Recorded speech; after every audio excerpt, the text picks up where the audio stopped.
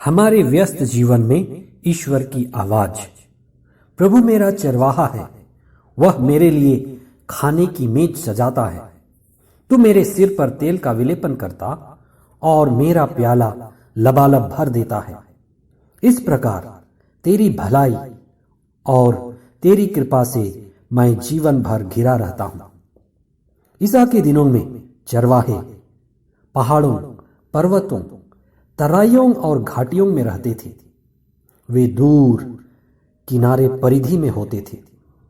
ईसा एक भला चरवाहा है। इस दृष्टांत के द्वारा ईसा को यरूशलेम के मंदिर में स्थापित किया गया है।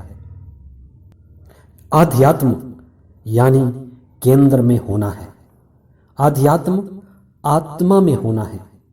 यह दृष्टांत ईसा को यरूशलेम मंदिर के केंद्र में प्रतिष्ठित करता है कि ईसा ईश्वर के पुत्र हैं और सारी मानव जाति के मुक्तिदाता हैं।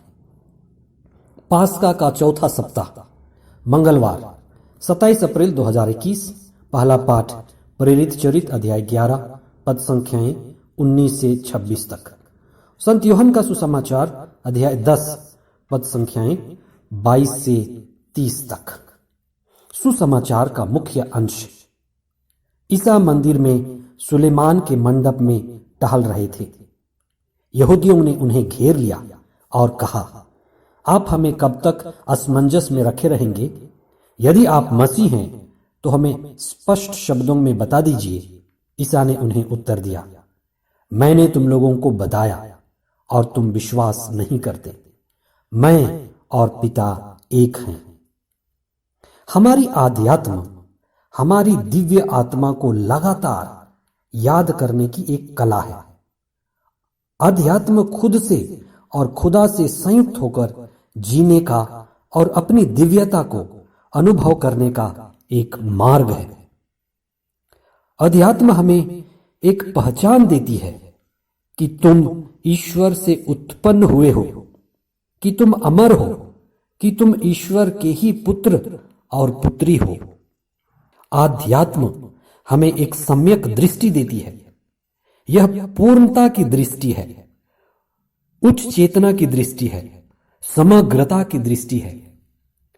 यह आध्यात्मिक दृष्टि हमारे अहंकार को समाप्त करती और हमारा घमंड मिटाती है। हमारी नजर और हमारा दृष्टिकोण जो खंड खंड हो गया था, वह अखंड और एक हो जाता है। द्वैत जो हम दो देखते थे, वह दो दिखना बंद हो जाता है, अद्वैत हो जाता है। अनेकों विभाजन की दीवारें गिर जाती हैं। इसी दिव्य दृष्टि से प्रभु ईसा ने स्वयं को और पिता को देखा और कहा, मैं और पिता एक हैं। एक आध्यात्मिक सेवा जो परम सेवा है, जो ईसा ने हमारे साथ और सारी मानव जाति के साथ किया, जो यह है कि इस दुनिया में एक भाई को ईश्वर से मिला दे, वही सबसे बड़ी आध्यात्मिक सेवा है। एक बहन को जो इस दुनिया में ईश्वर से मिला दे, सबसे बड़ी मानव सेवा है। माता पिता के लिए कि वे अपने बच्चों को ईश्वर से मिला दे, यही तो सबसे बड़ी आध्यात्मिक सेवा है। अगर आप माता हैं, पिता हैं और धार्मिक अगुवा हैं, तो आपको अपने लोगों को ईश्वर से मिलाना है। अनाथ को नाथ से मिला दे। और सभी की भलाई इसी में है और मुक्ति भी इसी में छिपी हुई है कि हम जल्दी से जल्दी जान जाएं कि हम ईश्वर के लोग हैं और ईश्वर के अपने हैं और ईश्वर हमारा प्रेमी पिता है। इसीलिए संत पौलुस ने गलातियों को आध्यात्मिक प्रशिक्षण देते हुए अध्याय 3 पद संख्या 28 में लिखा है कि जिन्होंने मसीह को धारण किया है, अब न तो कोई यहूदी है, न यूनानी है, न कोई दास है और न स्वतंत्र, न तो कोई पुरुष है और न स्त्री, आप सब ईसा मसीह में एक हो गए हैं। यही आध्यात्मिक चेतना की ऊंचाई है कि हम ईश्वर के लोग हैं और ईश्वर के साथ हमारा अटूट और घनिष्ठ रिश्ता है। दुख, संकट और विपत्ति हमें ईश्वर से जोड़ती है। प्रथम कलीसिया के साथ भी यही हुआ। बहुत सतावट आई, सतावट बढ़ता गया, लेकिन शिष्य और विश्वासी लोग जहां जहां भी गए विश्वास का बीज बनकर गए और फैलते ही गए। यह पवित्र आत्मा का अद्भुत कार्य है जो आज भी है। आइए हम विशेष प्रार्थना करें।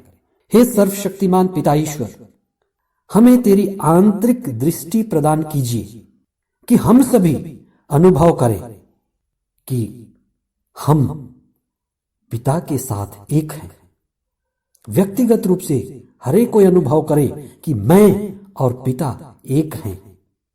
हमारे सारे विभाजन के दीवार गिरते चले जाएं। सारी मानवता और हमारी कलीसिया अनुभव करे कि सारा विश्व एक परिवार है जो ईश्वर के द्वारा चलाया जा रहा है। आमीन।